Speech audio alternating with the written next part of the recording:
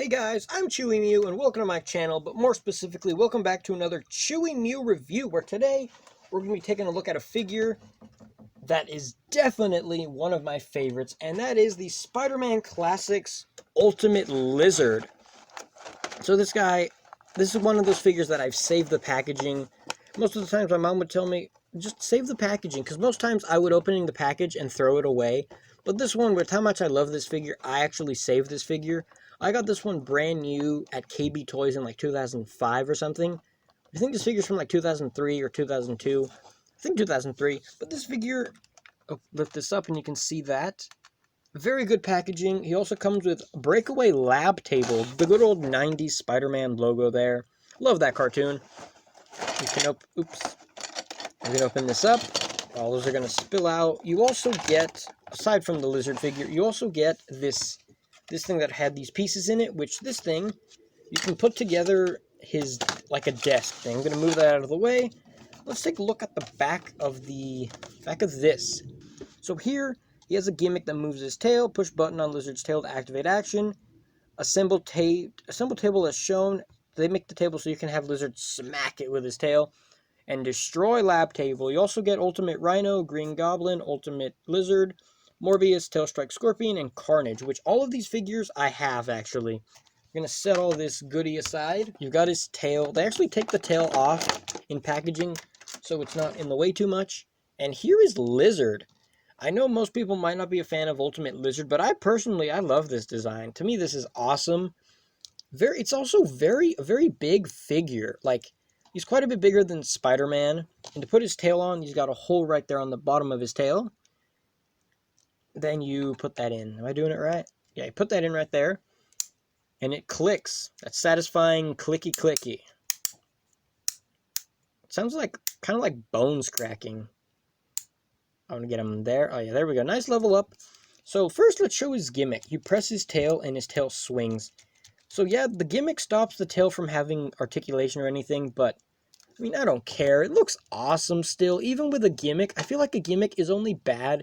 Like, if a gimmick, if like his arms were stuck like this and his gimmick was like doing something like that, to me that would be annoying, but it's the tail, because to me the tail holds him up too.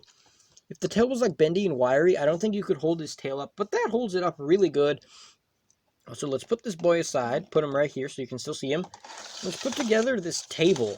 So this is something Hasbro would never do, obviously. Where Toybiz gave you, like, they give you a freaking table. They give you a table and a crazy superposable figure.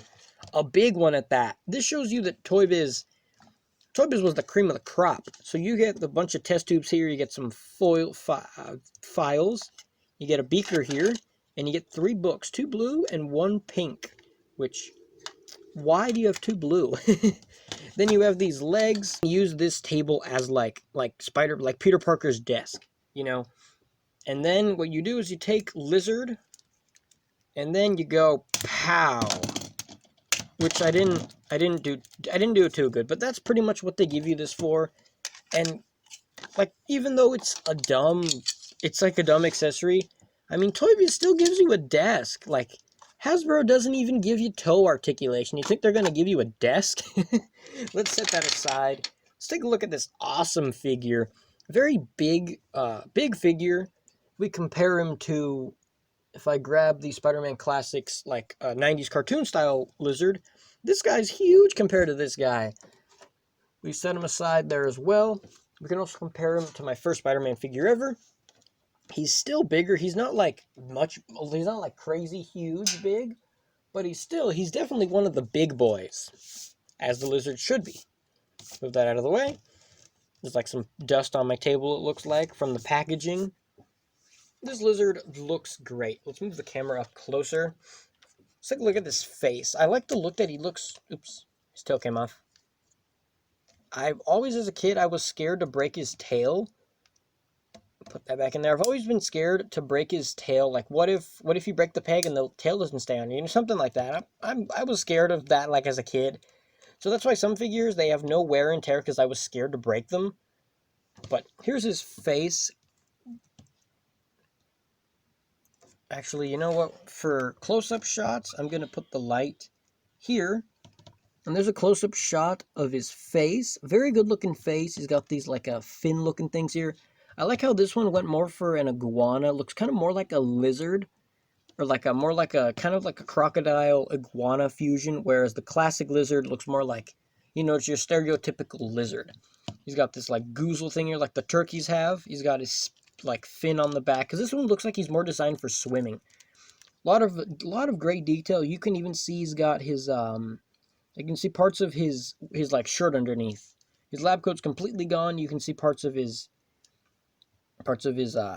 like his shirt, like a brown shirt he's got underneath. There's the muscles. He's still muscular looking, but he's not. He doesn't have like a six pack. Because to me, lizard figures with like muscles and belly buttons, to me that looks kind of funky. Because reptiles, fun fact, they don't have belly buttons because they come in eggs. They don't have umbilical cords. Which, fun fact, we'll call this learning with Chewy.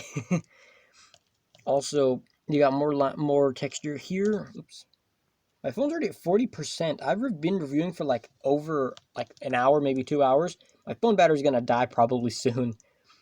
You got more texturing. I like when they do this, when they give the figure like texturing all the way through it. They don't give you like one spot, like the Sandman, the Scorpion. They give you the whole figure is all texturing. I was moving closer up on my chair here. You can see his fingers look kind of bony, kind of skeleton-y. I like how they mixed this like this dark green, like almost brownish, with this light green, dark green, like a bunch. There's like 6 different, or like 3 or 4 different colors going on in here. The other side of the hand, he's got black claws too. Inside of the hand, you get more blackish, grayish color, or grayish brownish. See more. Even the joints are the correct color. You can see more here. The elbows scaly. All the arms are scaly.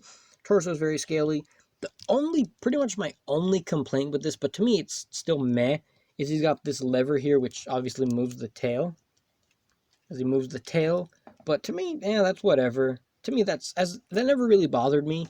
He's got pants here, and the one thing I've noticed is the pants are unbuckled there, like the button's undone, which, I don't know, to me that's cool that they even had a detail like that, because if you transform into a creature this big, your pants aren't going to stay buttoned together, but they're still hold on because how big it looks.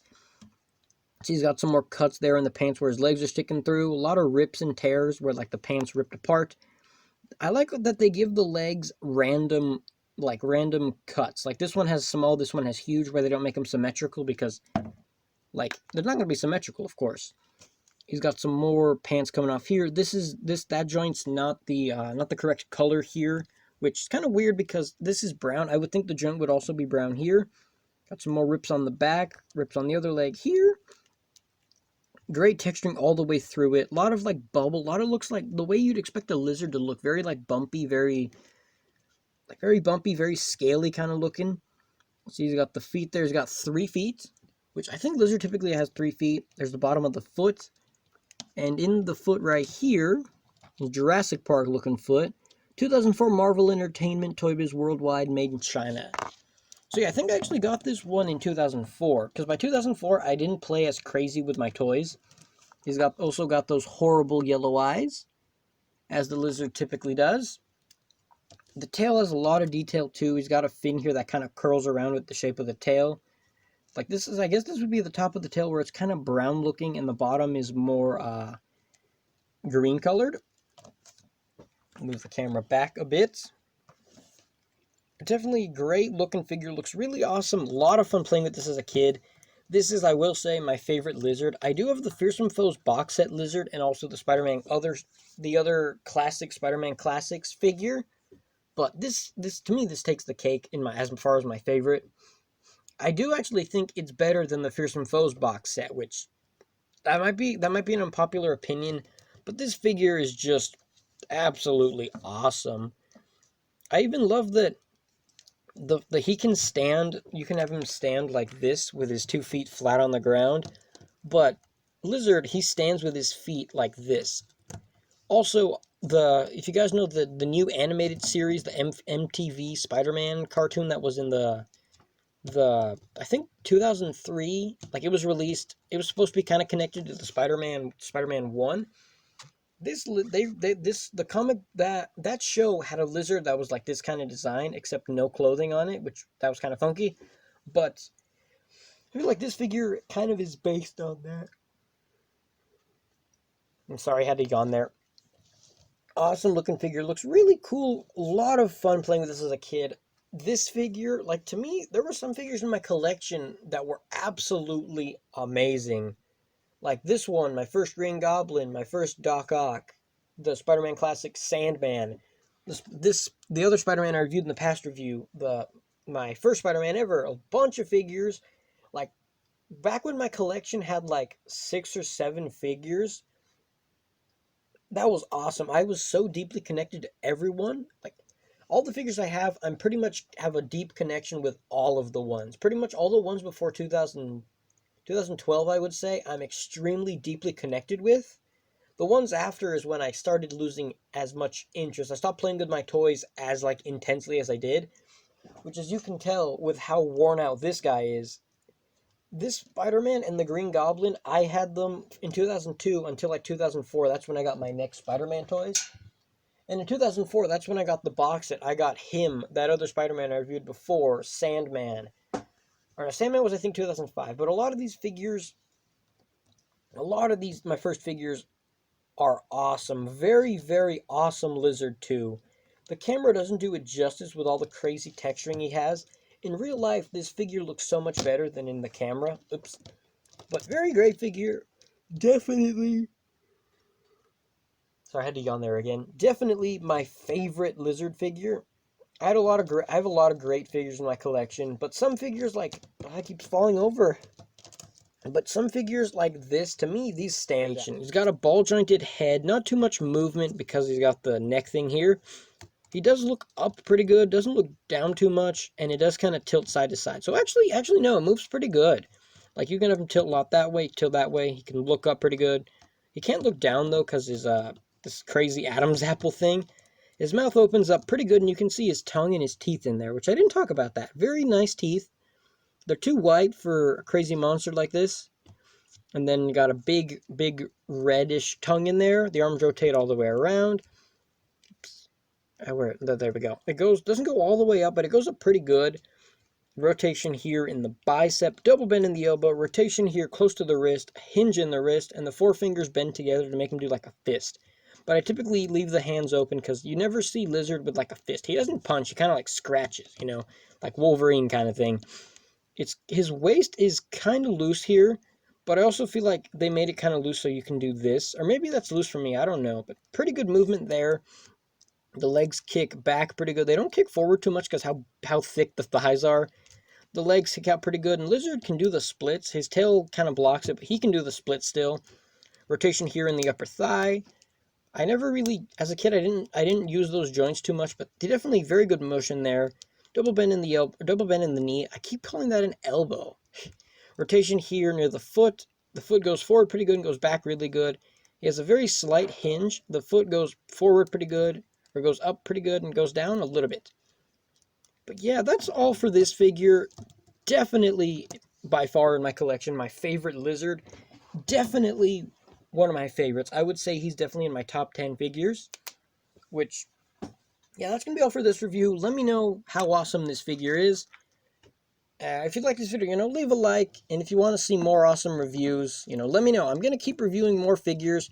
I'm starting to run out of figures left. I probably got maybe like 15 more figures, maybe. But either way, that's going to be all for this review. I will see you guys in the next one. Wow!